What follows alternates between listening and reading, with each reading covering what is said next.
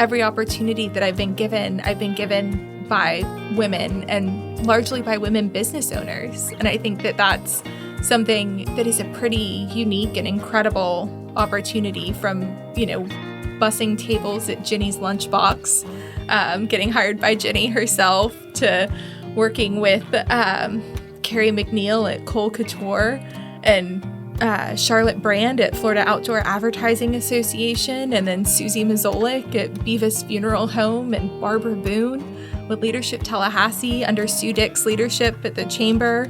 That's a pretty strong lineup. It's an incredible lineup. Yeah. And so I think sometimes I get this sense of course I can do it, because I look at the women that have come before me.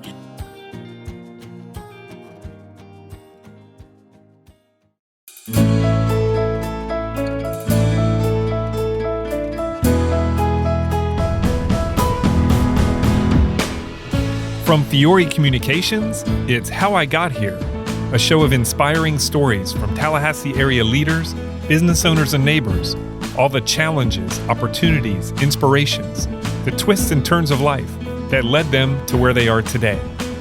Everyone has a story worth telling, and I am really grateful that we get to bring a few of them to you.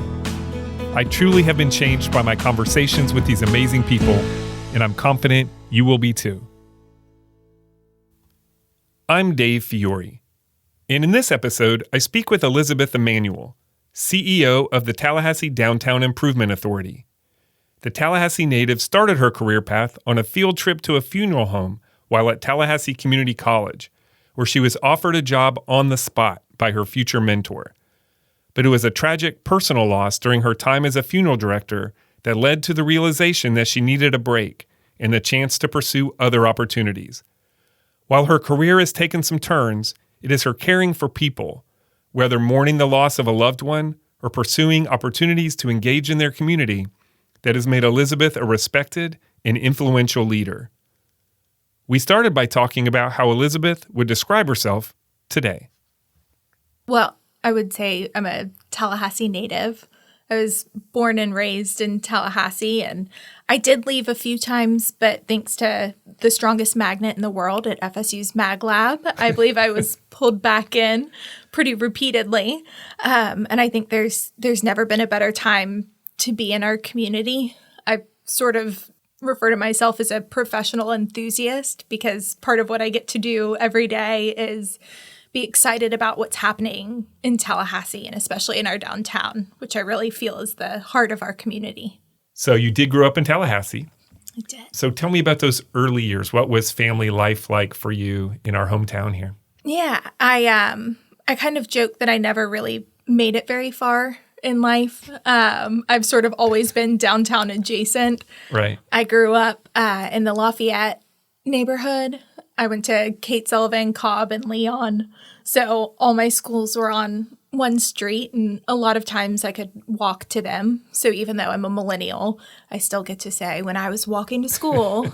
It's good. You can relate to the old people that way, right? I can, yeah. But I got to learn the value of a community from a street level at a very young age. Although I will say I spent most of my holidays and all of my summers up in Northwest Ohio.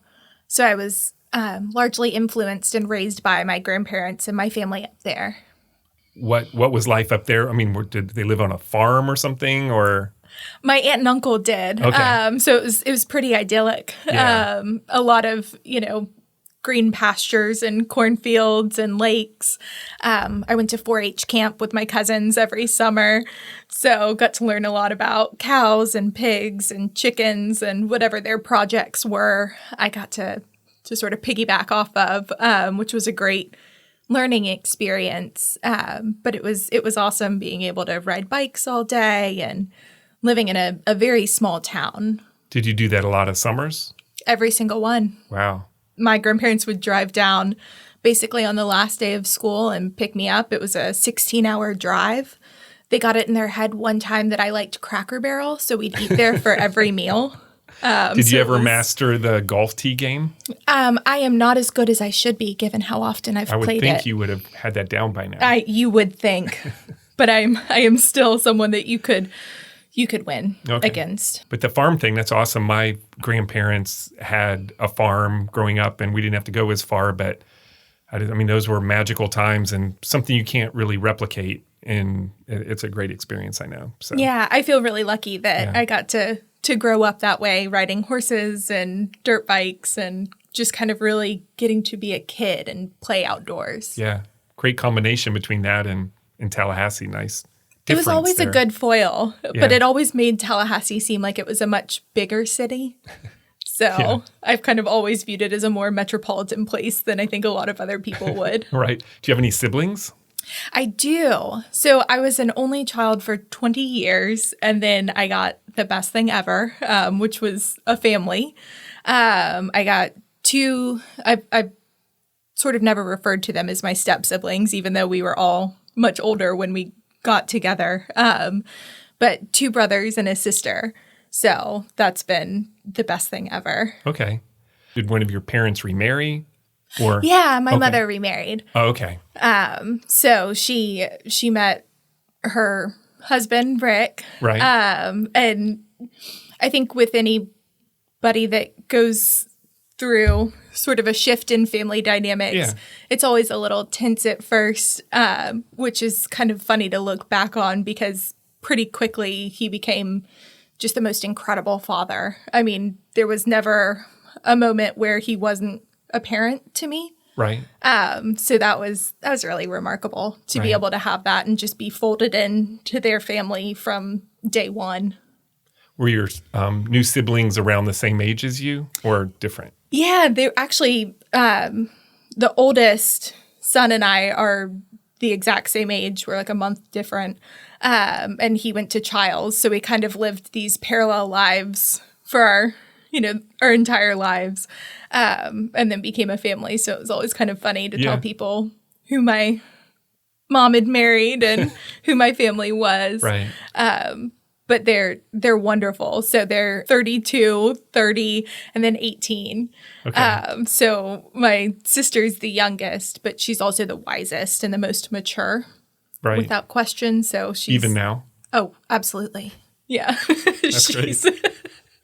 She's a really good rock for our family. So what kind of kid were you? I think I was a very curious kid.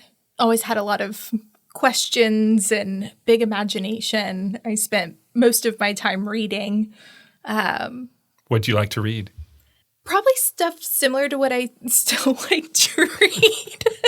That's okay. I swear I've grown up. Yeah. But science fiction. So I loved A Wrinkle in Time. And I guess The Lion, the Witch, and the Wardrobe isn't necessarily science fiction. But there's some elements of fantasy in there. So it was, really honestly whatever I could get my hands on. Were you good in school? Early on, yes. Absolutely. When did a change occur?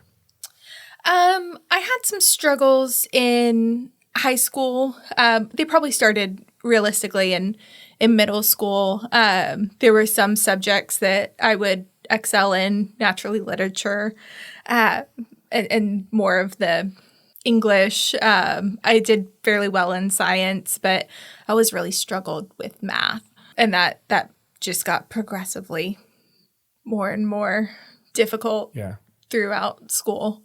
I hate to be a stereotype, but I was exactly the same way. Oh, really? Yeah. I would have thought not, because as I've been researching names, statistically feminine names have lower math scores. Really? I really fed into that stereotype. I don't know what your excuse is. I just wasn't good at it. I think, too, some people I bought into I'm good at this side, so I'm not that good at the other side. Yeah. And I made myself feel better about it that way, I guess. I think I did that, too, for a long time. Yeah. So you went to Leon High, and you were student body vice president. Yes, I was. So tell me about those years. What was high school like for you? I really enjoyed Leon, its history and its sense of community.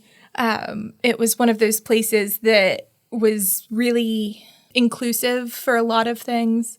So I got to be a part of it. I think every club I could join, I did.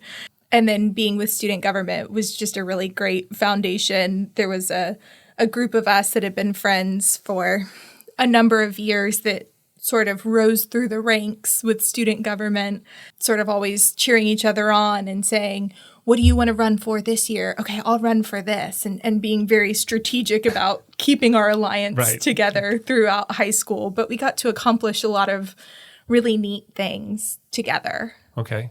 Do you have any examples of that? What kind of things did you accomplish? So we got to do a Habitat for Humanity build our senior year. We put on a lot of festivals and events, Winterfest, which was a great fundraising and band showcase for all of the local talents, all of the dances and pep rallies. Well, that's fun. And it's really neat looking at Leon now to see how incredible they are. I mean, those kids make us look tired with their ability to fundraise and support community causes, but just getting to be a part of that and starting that from a young age was really impactful. Okay. So, do you ever do any of the reunions, the Leon reunions? Yeah, actually, funny enough, my husband planned the last one. He was actually senior class president. I will say he was the caveat, or the interloper in our alliance. He was not in it from the start. And you were vice president.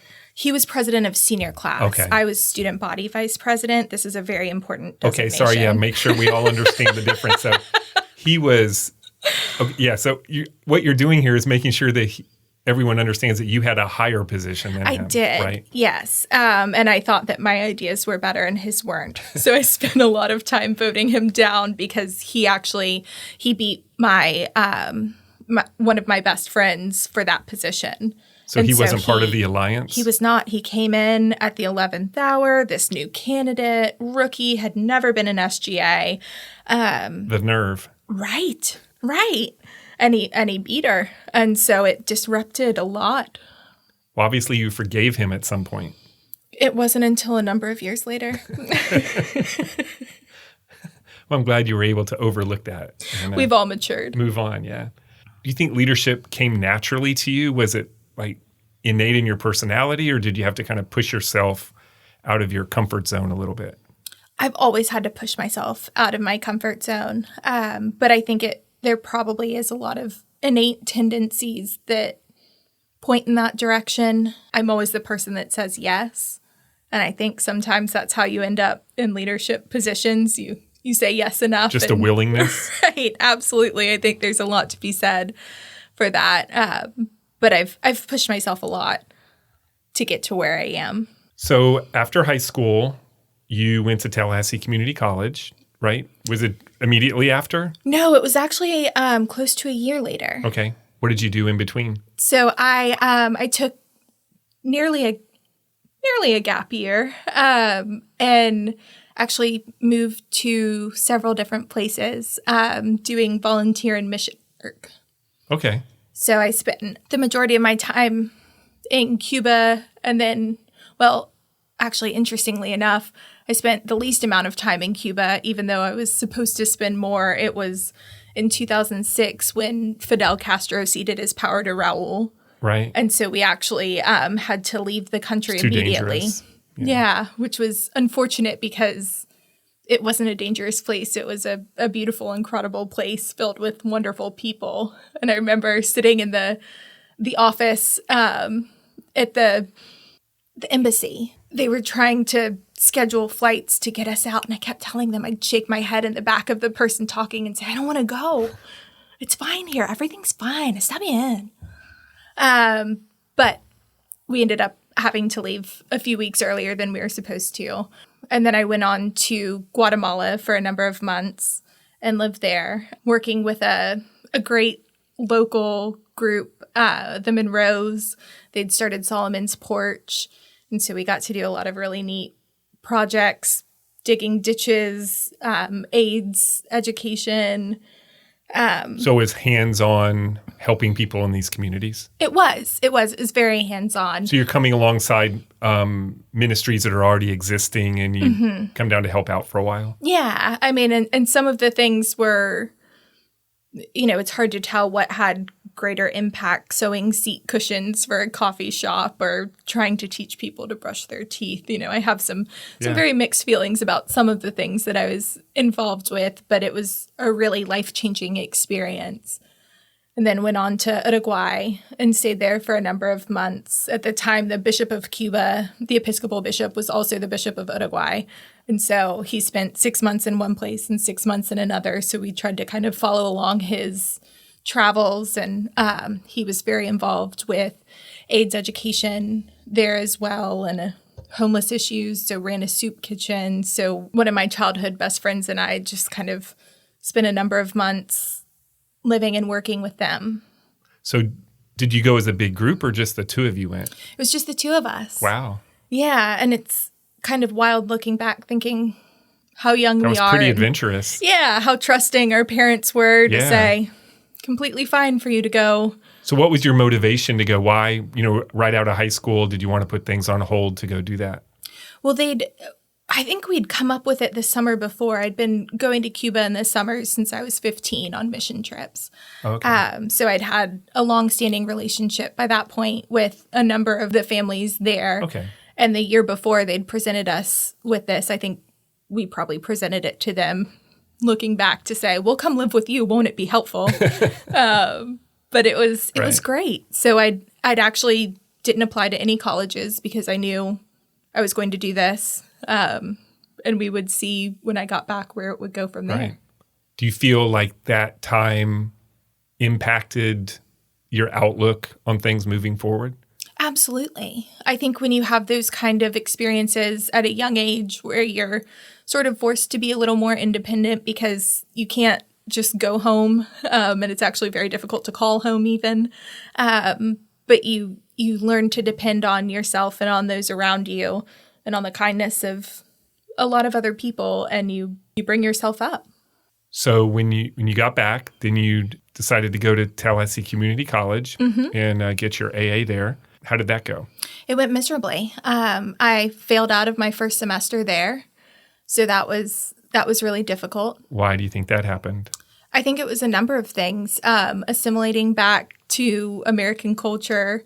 Even though we weren't gone that long, it was very hard to get back into a consistent routine because I'd been very flexible with how my days were and the projects, and suddenly new impatient deadlines were very difficult to tackle. It also was determined then that I had a learning disability. So I found out that I had a math-specific learning disability and ADD. And so it was difficult at first, but then finding tools to become a better student changed everything for me. Yeah, I was going to ask. So when that was determined, you were given tools, allowances, things that would help you be more successful? Yes, absolutely. There was a great resource at FSU for learning disabilities. I know there's a testing center there, right? Yeah. So I spent time there, and they had, these are how you handle what you're dealt moving forward. And it was a real game changer. And being at TCC, the teachers were really accommodating and helpful with that understanding and kind of working through what it means to learn differently and being able to learn better. Right. And that's so funny. That's why one of the reasons I love having these conversations, because what I know of you and, well-spoken, positions of leadership, high achiever, I would have thought learning was never a problem for you. It was always a struggle. And I think I was good at talking my way out of it when I was in high school and younger, and saying this wasn't really an issue and it was just attendance. It couldn't have been, the fact that I couldn't learn. But being hit with the level of accountability that you are when you are placed in college, it became apparent very quickly that I had a real issue. So you made it through, you got your AA. Yeah. And after that initial difficult semester, I think I got president's list and dean's list for my academics every semester moving forward. But I dedicated a lot of time to learning correctly and spent a lot of time studying. And I still do. Was it frustrating for you when you realized how much easier it could be approaching it the right way kind of the struggles you had earlier and you wish you would have known that sooner? Absolutely, without question. But it was also really liberating because then you think, as long as I have a plan and I have the right tools and I have the understanding of the professors and the teachers, it was so much easier. I don't have to do that anymore, right? I mean, I don't have to deal with those issues. I can learn and feel good about it. I was working smarter at that point, not necessarily harder. Yeah. So you finish up your AA degree, and then at what point do you decide to pursue funeral services as a career and your next stop in your education? So it happened before I graduated from TCC. I had thought, after spending so much time in different facilities for people with AIDS, that I would study something more helpful like nursing or epidemiology. And one of the prerequisites for that was actually a class called thanatology. It's the study of death and dying.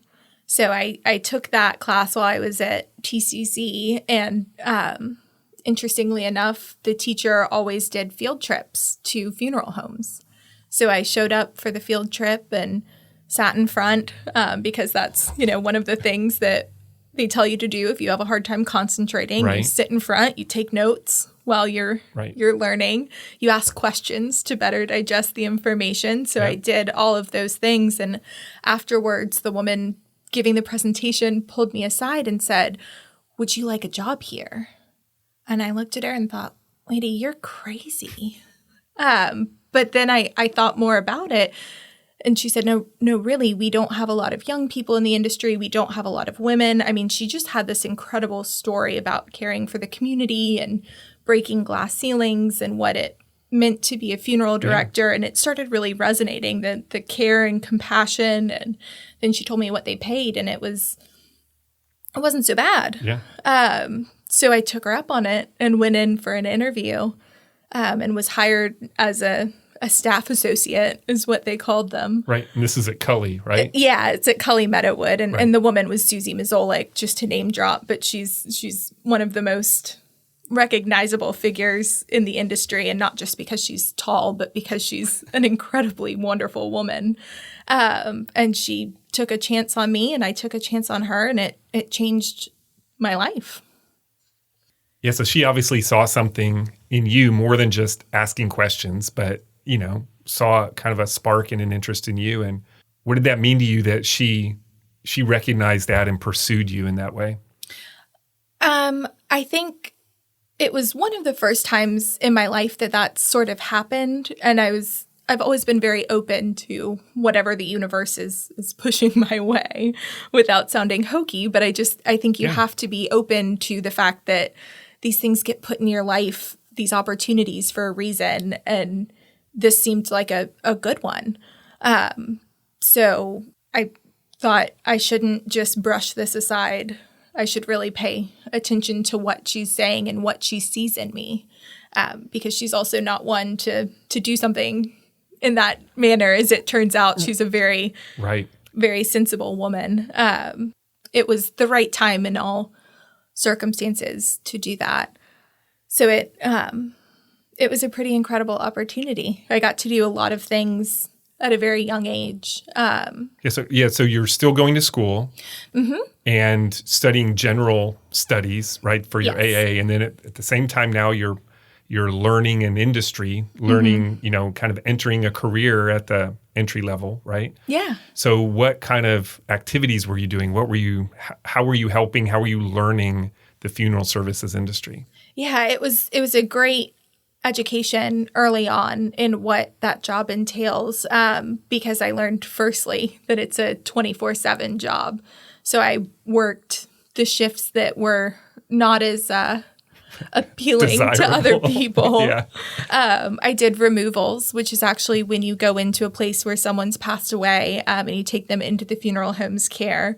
And that can happen at 11 a.m., 11 p.m., 3 a.m. It might be a nursing home or the scene of an accident. In most cases that I'm doing it, it was a very physically demanding job as well. So you'd go out with a team of 2 people in a cot, and you would physically take that person back into your care, or in some instances, the medical examiner.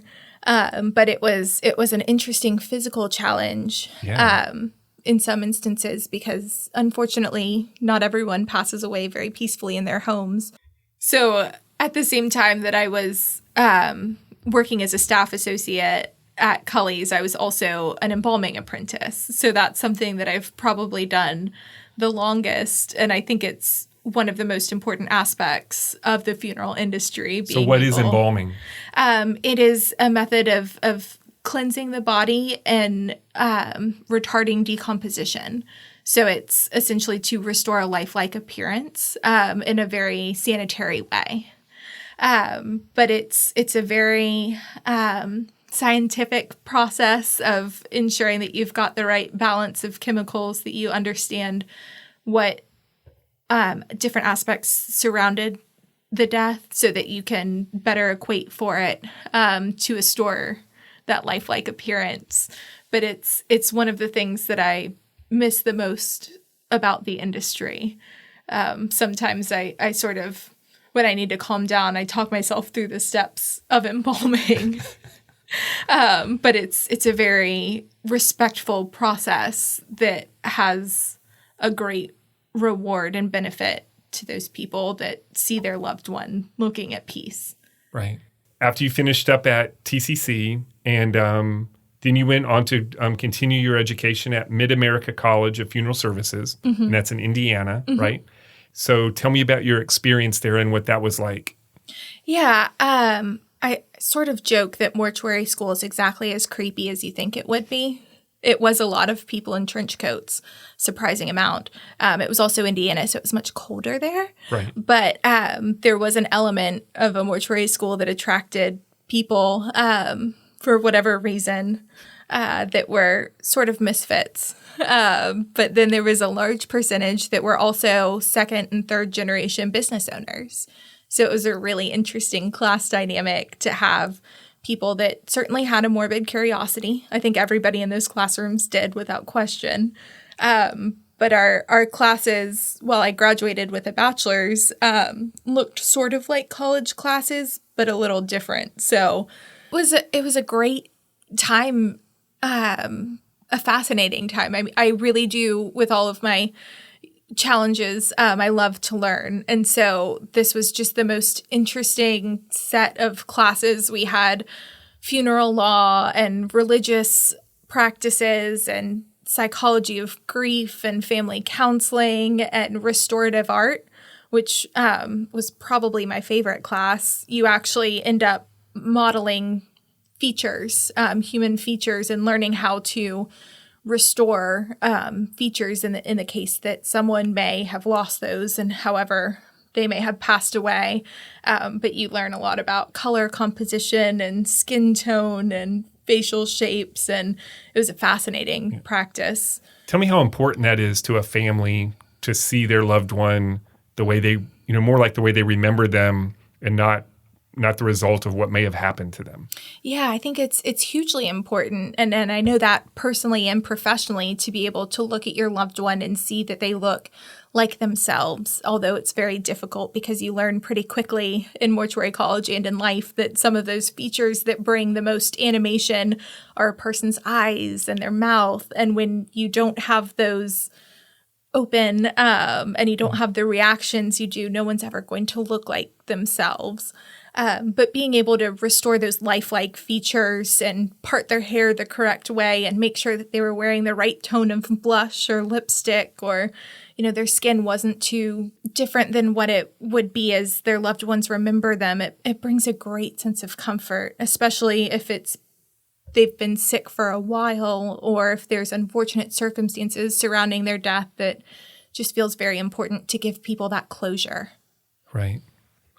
So you continued your high achievement there. I know you said it was a small school, but you were valedictorian. Yes. Regardless of how many people were there. It was very small, though. That's still an accomplishment. It was. Yes, I worked very hard. And I had a great team of friends.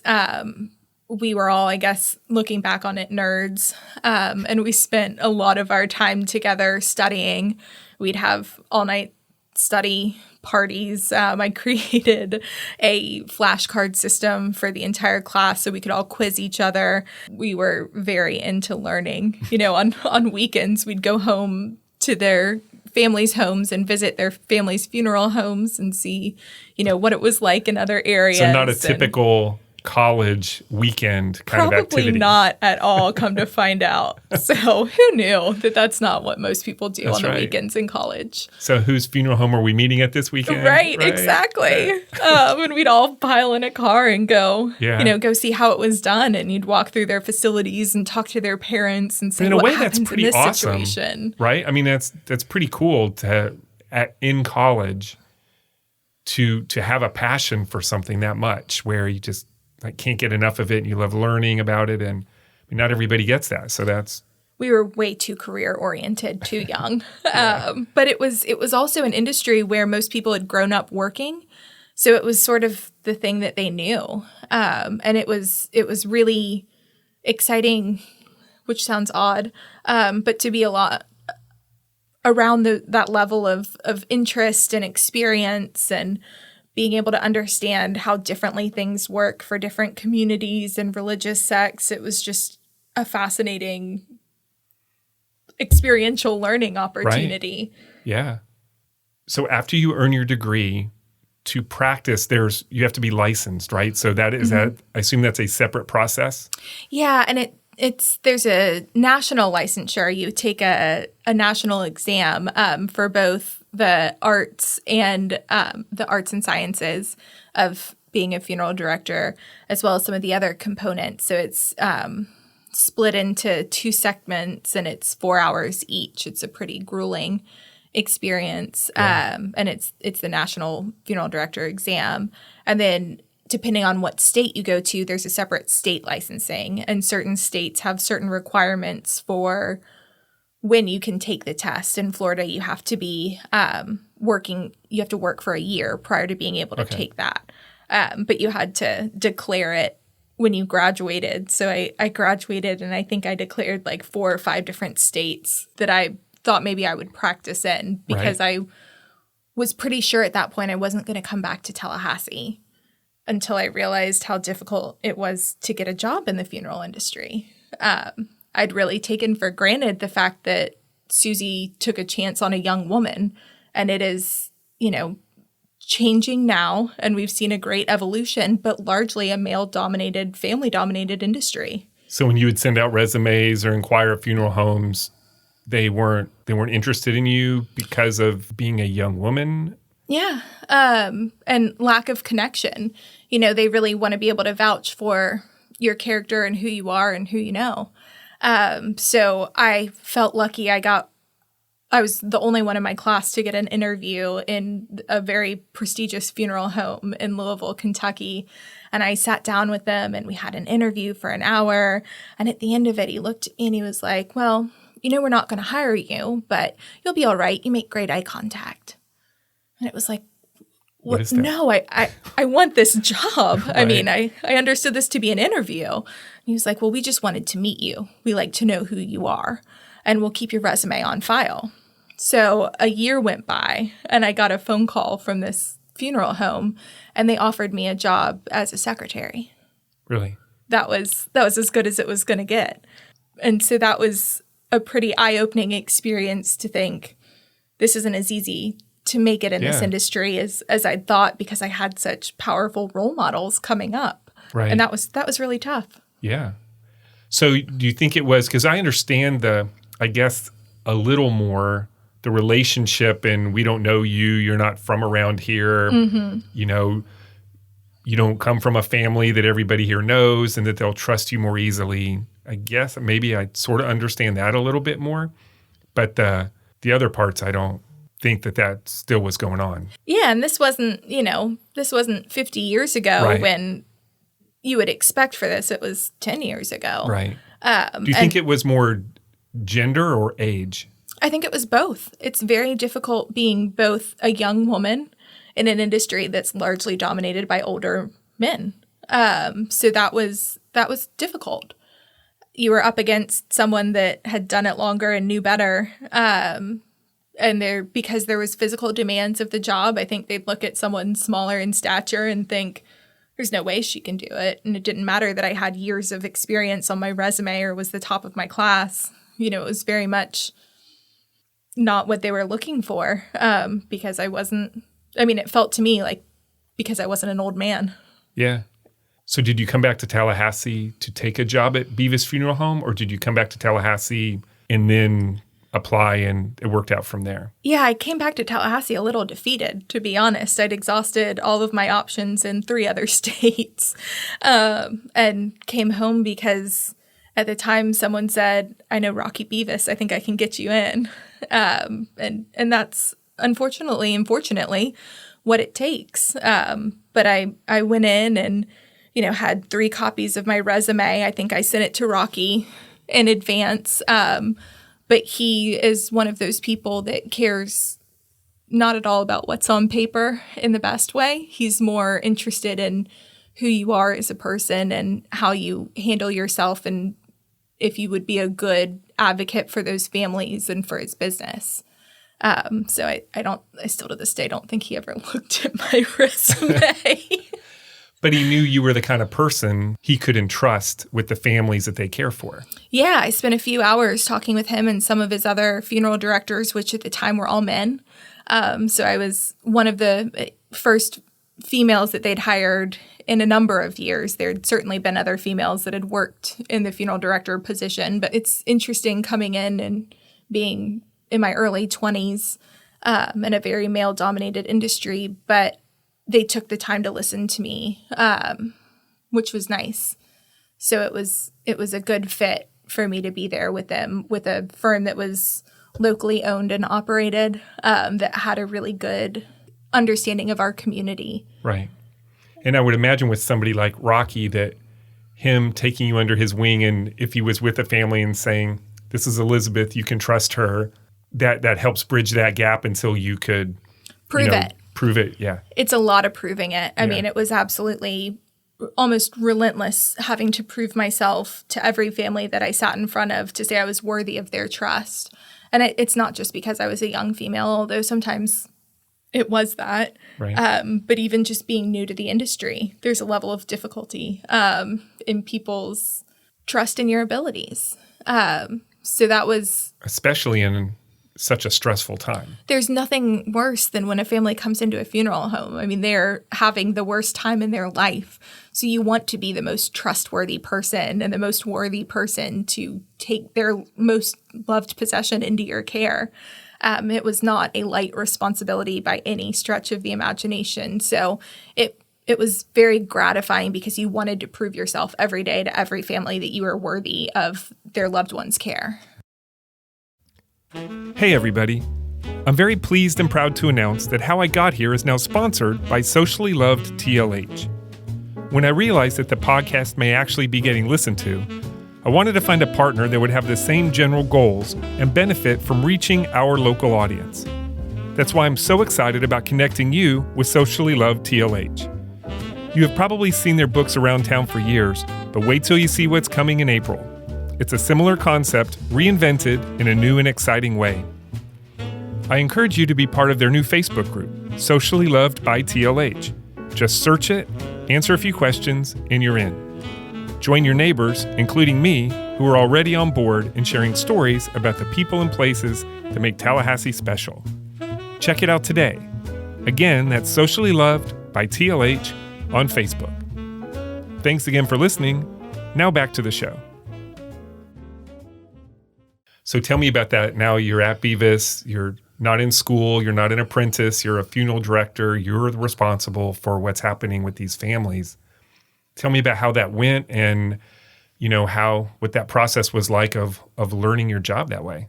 Yeah. And, I was lucky because I had learned from the very bottom of the business what it meant. And it was a lot of ensuring that you're there every step of the way, that you're very consistent with families. So in my mind, it was better if you were there at 3 a.m. when the death occurred, that you were also there at 8 a.m. the next morning or whenever they wanted to come in, to keep that consistency going.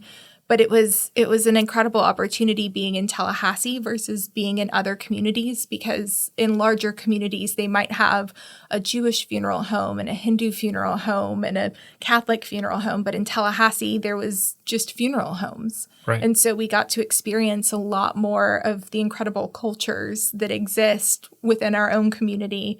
And that was a really impactful thing to learn from, to be able to understand the different rites behind the different religious sects, and what it meant to those families, and being able to honor that and follow that step by step was a lot of great learning. But it was extremely taxing. I mean, it's a 24/7, 365-day-a-year job, especially when you're the new person. You worked at Beavis for how long?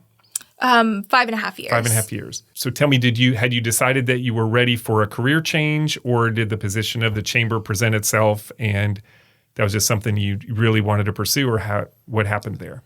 I'd had a really challenging year.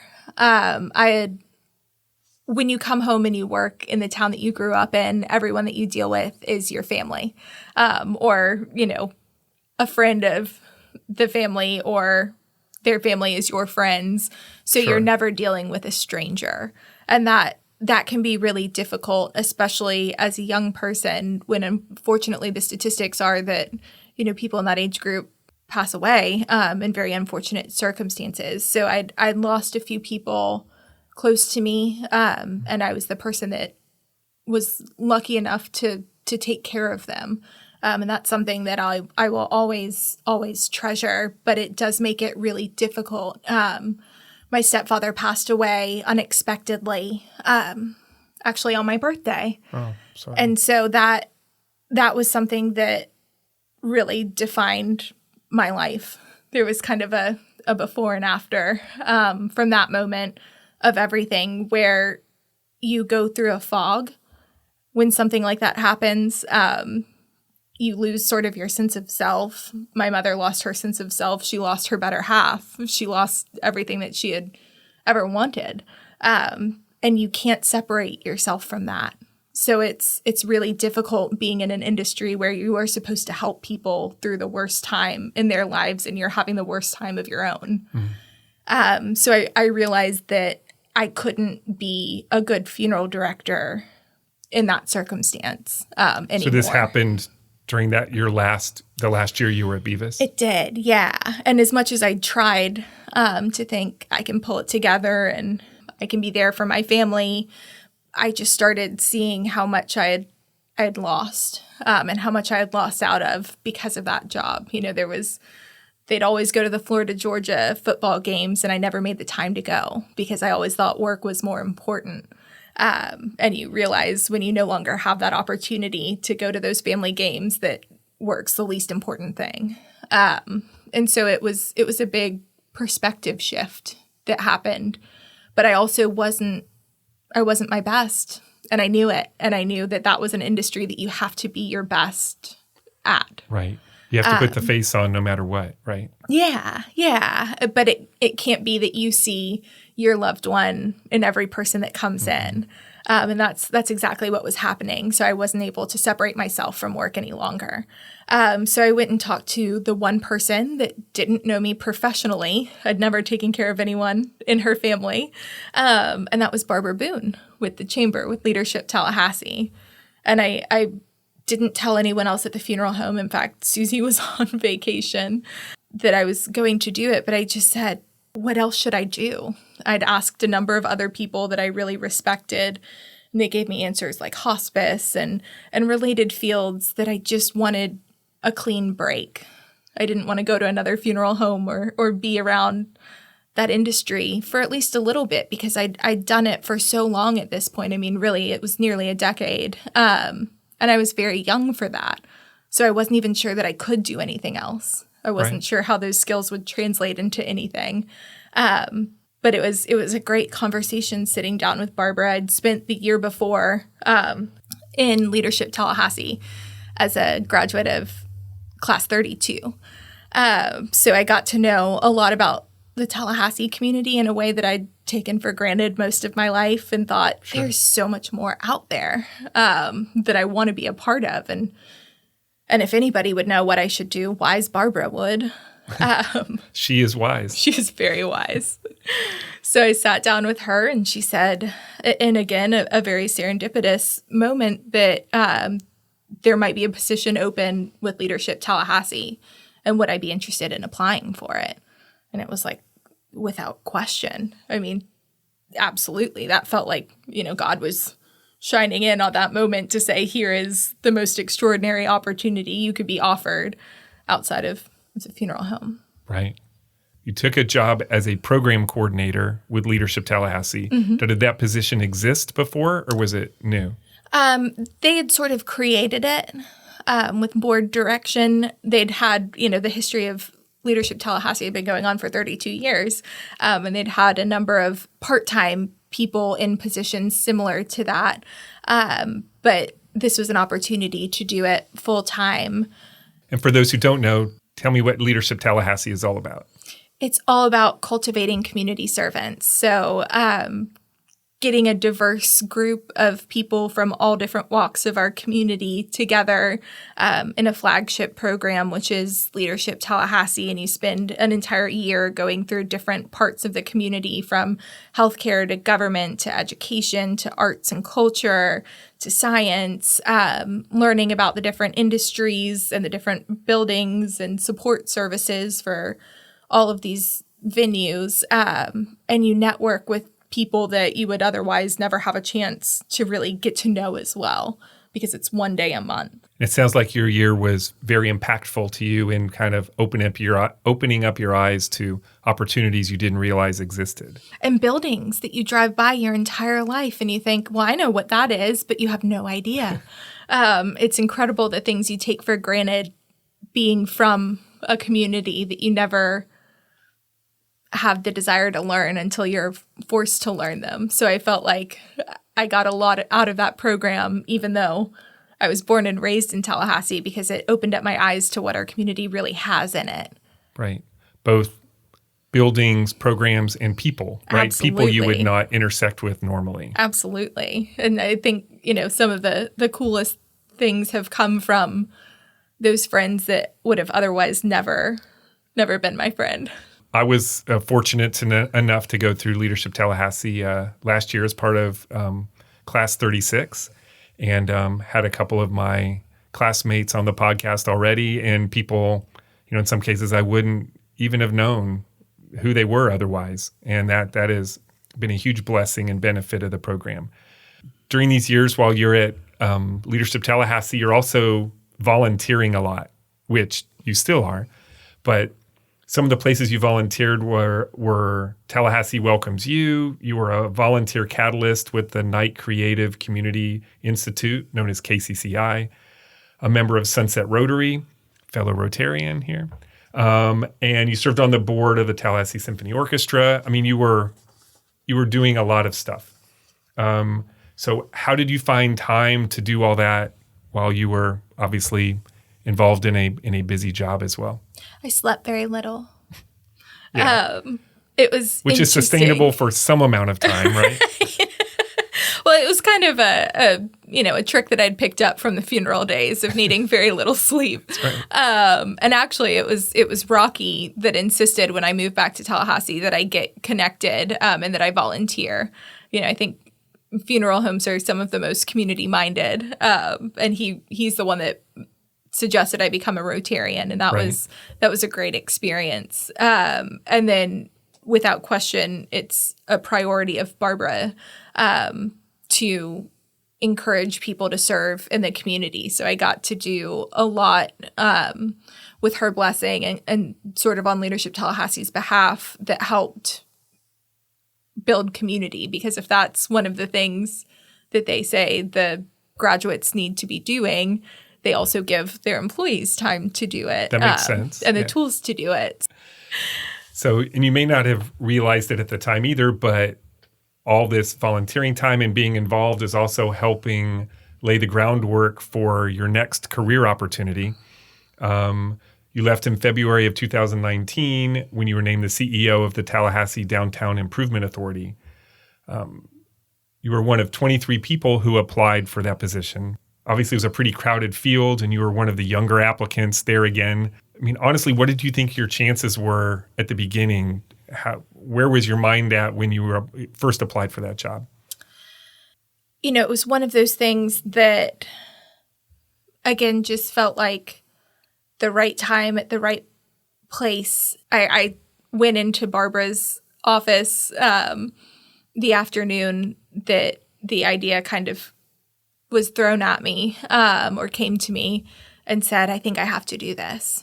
And she, in her very supportive and wise way, said, are you sure, that you really want to step into this now? You don't want to give it a few years and then go for it. But as a board member, I'd been on the board for about 6 months. I'd been living downtown for a few years in a condo with my husband. So I'd really come to love downtown and the assets that were there. And it just was a very strong compulsion to think, I can do this and I can show people how incredible this tiny little core of our community really is. The businesses, the restaurants that are there. But I couldn't tell anyone because it's government in the sunshine. So I couldn't tell one of my other board members, hey, this is a crazy idea, right? I shouldn't go for this because you can't have those kind of conversations with them. So instead, I created a plan. And it ended up being this 17-page document of exactly how I would do the job and what I thought the greatest strengths, weaknesses, assets, and challenges were going to be in that position and what we could do to revamp the organization. And when I went in for an interview, I presented the board with that plan, and we talked through how I would implement it, and I've stuck to it. It's been nearly a year later, and the 10 goals that I had coming in are still largely the key priorities for the organization. I mean, I've spent an incredible amount of time listening to other people and talking to other people that have helped shape that. It isn't just, coming in with a plan and thinking I'm sticking to it without paying attention to the world around me. Right. It's certainly evolved, but it was a scary decision to put my name in for something that was so front-facing. That was largely outside of my comfort zone. Right. This would put you squarely in the spotlight. It did. Yeah. It did. But it's good to challenge yourself. And if you've got an understanding of something that you're passionate about and you realize you've got the tools to see it through, it would have been a disservice to myself if I hadn't taken the chance. I mean, the worst thing I could have done would have been to not do it at all. Failure wasn't the worst part of what could happen. I had a very understanding and supportive boss and husband and people in my life that it wouldn't have been a failure. It just would have been an indication that now wasn't the right time. And for those of us who've lived in Tallahassee for a while, we know that Barbara's caution was because of the current political climate, that, the previous CEO had been removed because of indictments related to a broader FBI investigation. So when you come into that position, did that give you pause? And did you feel like there was a real trust issue you had to overcome? How did all that work into the job when you took it? Because I'd been on the board prior to, I knew what the financial situation of the organization was. I knew the challenges that needed to be overcome there. And I knew that reinstilling trust in our organization was paramount. So it was absolutely that Barbara understood the challenges that lied ahead. And they did, and they were there. And it was a very, very difficult 6 months of combing through every document just to be able to prove there was no affiliation with the organization, both to myself and to others, and to say, actually, this is what we do and who we are. It was a lot of compiling data that hadn't existed before about the businesses that were downtown. It was kind of rewriting the mission and the sponsorship goals and sort of meeting with people to say, here's why you can and should trust this organization. Here's what we do for the community and what we want to do. It was a lot of sort of selling people on a dream. But there had been really good people that had come before me. I often think that Jay Revel really didn't get the credit that he deserved for how much he was able to accomplish in that position at such a young age. So I think when you've got precedents like that, and there was another director, Marilyn Larson, that just did incredible infrastructure improvements and projects within the organization. I mean, it's not a sexy thing, but she was able to get really good alleyway maintenance and signage put up to say who's here, and organized business owners in a meaningful way. Got memorial walks placed down. So you looked at the things that the organization had accomplished and where it could go. And it was an exciting challenge to be able to move things forward. Right. I don't think we have time for the full 17-page plan, but Are you sure? Yeah, I'm pretty sure. Actually, we have all the time in the world. We can go through it point by point. But I do want to give you the opportunity to kind of give us the elevator pitch, and because Downtown Improvement Authority is not something everyone understands. So just real quickly, if you wouldn't mind just kind of telling us what it's all about and what your job is.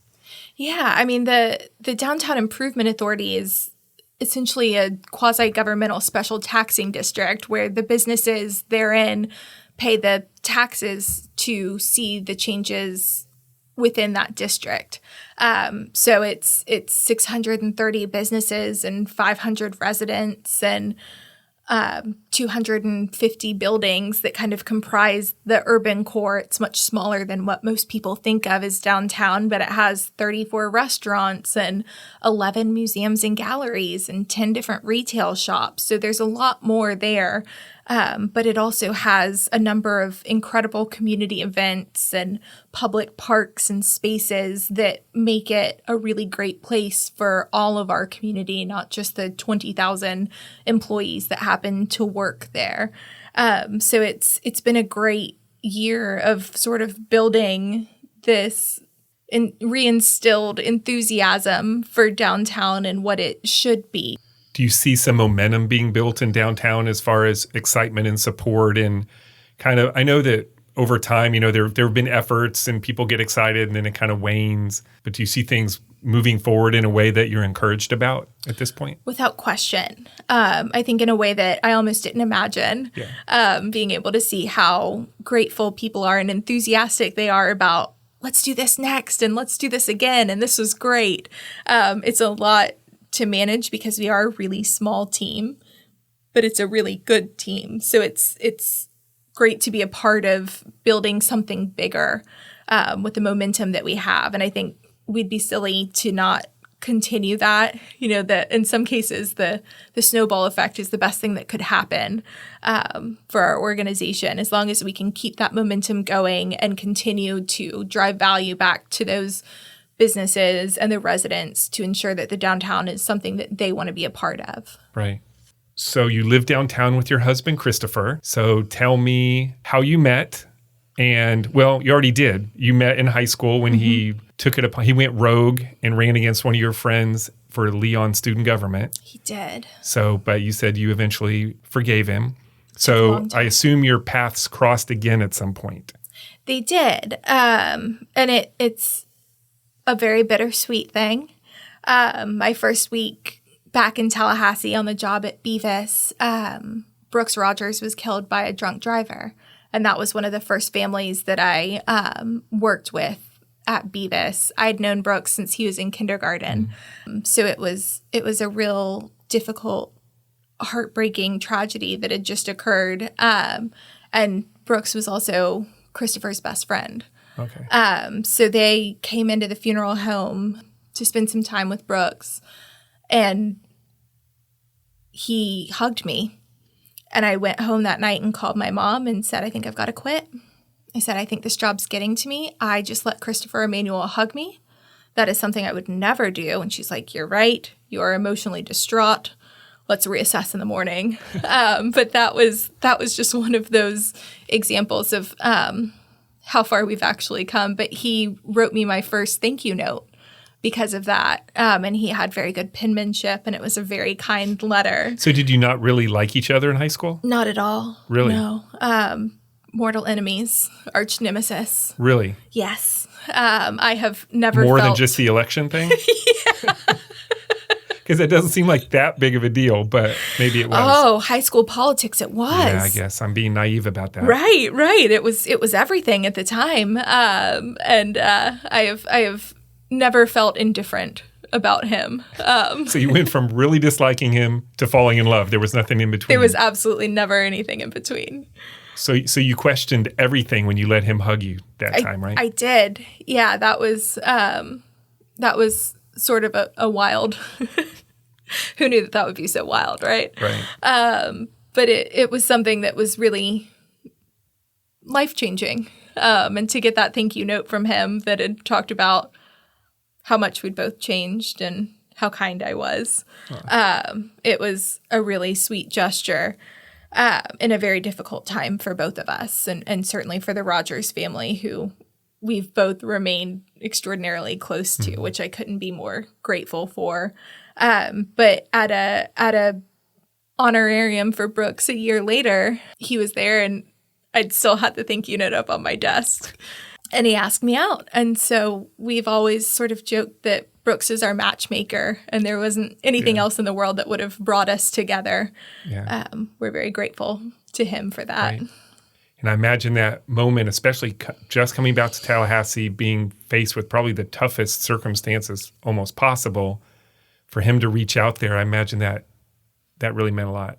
It did, because I understood how tough that was for him as well. So for him to take a moment to say something nice to someone that had really never been nice to him before was a really big move. Yeah.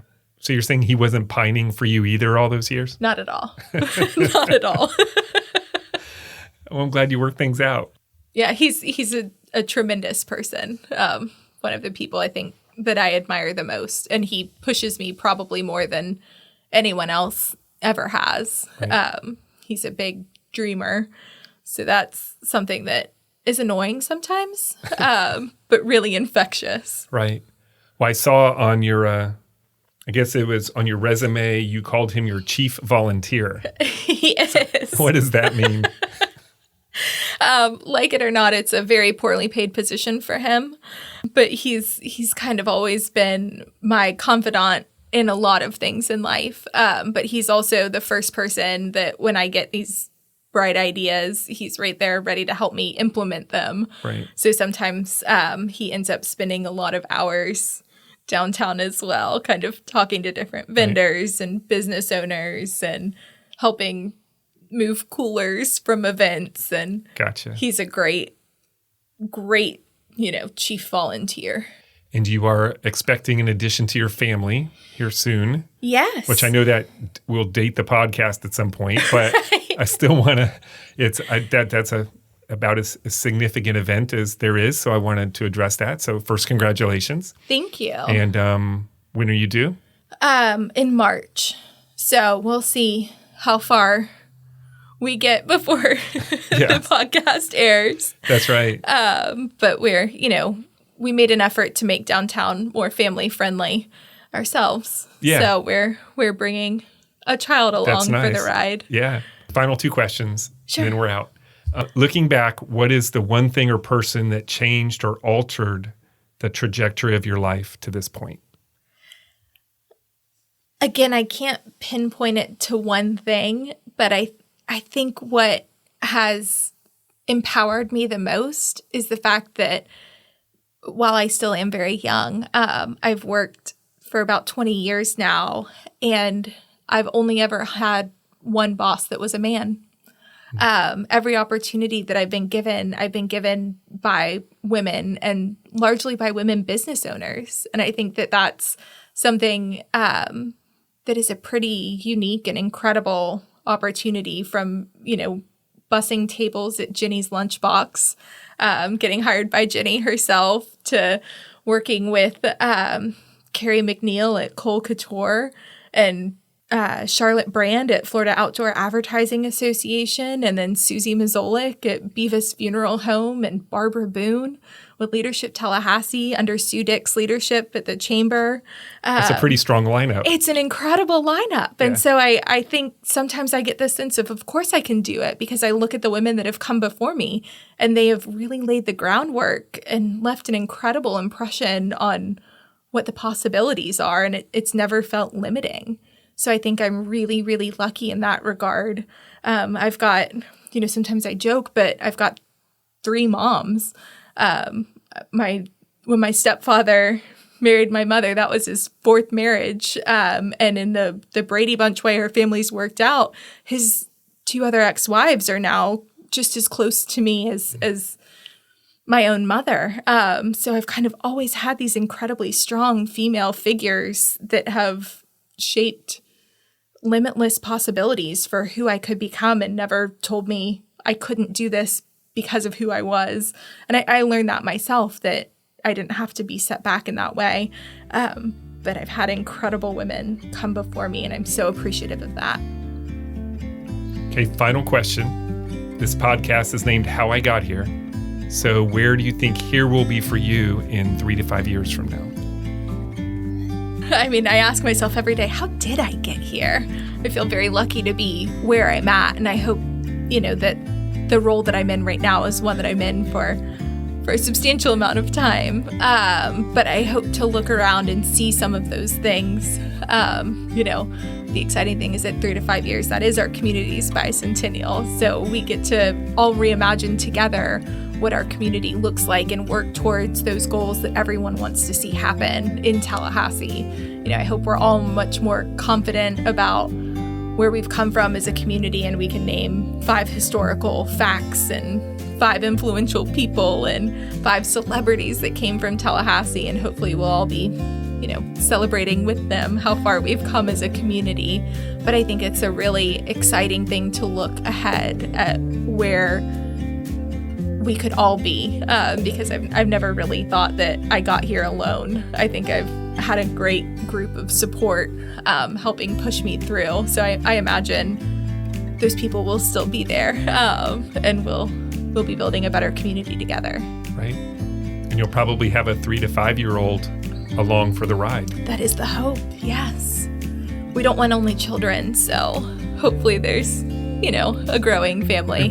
Maybe we'll get a 2-bedroom condo at that point. Now you're talking crazy.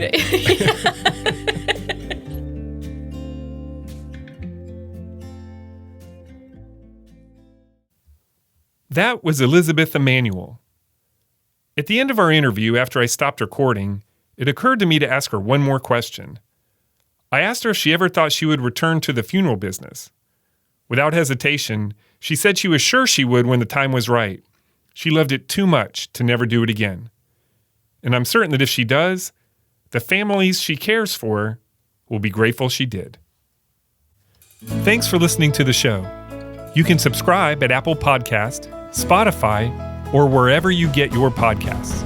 And while you're there, please leave us a review. It really does make a difference. Thanks to my amazing staff at Fiore Communications, who pick up the slack while I'm working on these podcasts, and to Troy Bloom for composing our theme music. You can hear more of Troy's creations on Facebook and Instagram at Troy Bloom Music. To connect with the podcast or suggest a future guest, follow us on social media or email us at podcast@fiorecommunications.com.